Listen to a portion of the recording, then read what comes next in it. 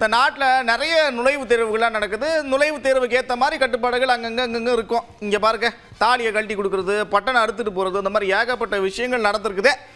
இதை பற்றி நீங்கள் என்ன நினைக்கிறீங்க? அதை பார்க்கும்போது உங்களுக்கு என்ன தோணுது அப்படின்னு மக்கள்கிட்ட கேட்டிருக்கோம். மக்கள் பல விதமான கருத்துக்களை சொல்லியிருக்கிறாங்க. பார்ப்போமா?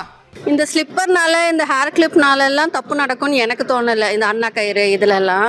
ஆனாலும் இவ்வளோ ரெஸ்ட்ரிக்ஷன்ஸ் தேவையில்லைன்னு நான் நினைக்கிறேன். பட்டன் போடக்கூடாது, டிரான்ஸ்பரண்ட் பாட்டில் தான் வேணுன்றாங்க, தண்ணி பாட்டில் கூட. செயின், பேங்க் எல்லாமே கழட்ட சொல்லிட்டாங்க. மெட்டல் எல்லாம் எதுவும் நாட் அலௌடுன்னு சொல்லிட்டாங்க. போகும்போது தலைமுடி அவுத்து விட சொல்லிடுறாங்க.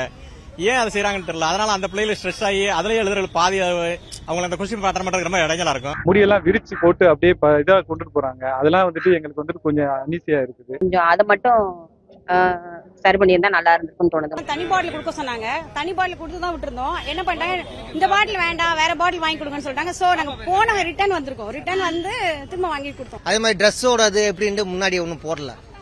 எந்த மாதிரி ட்ரெஸ் போட்டு வரணும், இது செய்யணும்னு சொல்லி முன்னாடி எந்த இதுவுமே இல்லாமல் இருக்கு. அவங்க நல்லா படிச்சிருப்பாங்க. இந்த மாதிரி சில பிரச்சனைகளை கையாளும் போது அவங்களுக்கு வந்து ஒரு அசௌகரியமான சூழ்நிலையெல்லாம் உருவாகுது. ஒரு விதிமுறைகள் எளிதாக இருந்தால் கொஞ்சம் நல்லா இருக்கும் சார். மோர் காம்படிட்டிவ் எக்ஸாம். ஸோ ஒரு தரோலி ஒரு செக்கிங் இருக்கணும். அது வேணும் தான். ஆனால் குழந்தைங்கள பயங்காட்டுற மாதிரியான செக்கிங் வந்து இருக்கக்கூடாது அப்படிங்கிறது என்னுடைய கருத்து. ஸ்டூடெண்ட் அவங்களுக்கே கன்ஃபிடென்ட்டா இல்லைன்னு தான் சிலதெல்லாம் ஃபீல் பண்றாங்க.